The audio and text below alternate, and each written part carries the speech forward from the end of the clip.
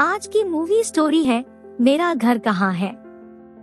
वेन्या के माता पिता 2 साल की उम्र में अलग हो गए थे और उसके बाद वह अपने पिता और सौतेली माँ के साथ रहती थी। उसकी सौतेली माँ उसे बर्दाश्त नहीं कर सकती थी और हमेशा अपने पिता के साथ बहस करती रहती थी।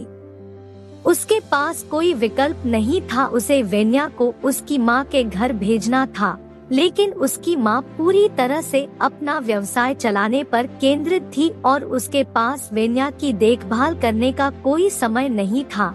इसलिए उसने अपने रिश्तेदारों और दोस्तों के लिए आना बंद कर दिया गया। देखभाल के इतने वर्षों के जीवन के बाद युवा वेन्या अकेला और असहाय महसूस करती थी और एक घर की गर्मी के लिए तरसती थी।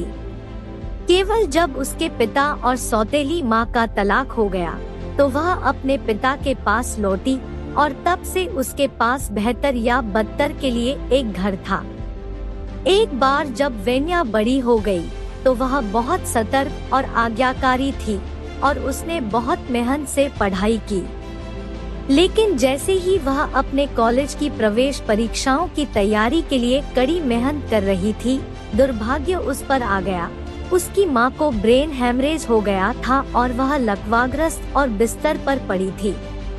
उसके सौतेले पिता ने उसकी माँ को छोड़ दिया और यहाँ तक कि उसकी सारी संपत्ति पर भी अधिकार कर लिया और फिर उसके पिता को लीवर कैंसर के साथ अस्पताल में भर्ती कराया गया। वेन्या घर का बोझ नहीं उठा सकती थी, इसलिए वह केवल रिश्तेदारों और दोस्तों से बेनती कर सकती थी, लेकिन उसे ठुकरा दिया गया। जिस तरह वेन्या पीड़ित थी और बिना सहारा लिए सर्वशक्तिमान परमेश्वर की तपस्या की, 2 बहनों ने अंत के दिनों में सर्वशक्तिमान परमेश्वर के कार्य पर वेन्या, उसकी माँ और बहन को गवाही दी।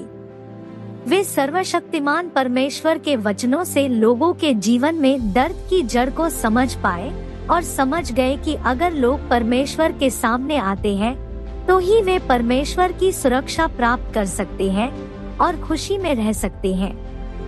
केवल परमेश्वर के वचनों के आराम से ही माँ और बेटियां अपने दर्द और लाचारी से बाहर आ सकी। वेन्या ने वास्तव में परमेश्वर के प्रेम और दया का अनुभव किया। उसने आखिरकार एक घर की गर्मी महसूस की और एक सच्चे घर में आ गई। यह फिल्म वास्तव में एक चलती फिरती कहानी है जो आधुनिक समाज में लोगों को एक परिवार के टूटने और मानव स्वभाव की चंचलता द्वारा लाए गए दुख के सामान्य अनुभव जैसे मुद्दों को चित्रित करती है। यह लोगों के दर्द और लाचारी का एक विशद चित्रण करता है। जब उनके पास भगवान नहीं होते हैं तो वे असफलताओं और आपदाओं का सामना करते हैं, जो दर्द में जी रहे हैं। जब आप थके हुए हो और जब आप इस दुनिया की उजाड़ महसूस करना शुरू करते हैं तो मत करो व्याकुल हो, रो मत। सर्वशक्तिमान परमेश्वर दृष्टा किसी भी समय आपके आगमन को गले लगाएंगे। अगर आपको कहानी मेरा घर कहाँ है अच्छी लगी तो शेयर जरूर करना। धन्यवाद।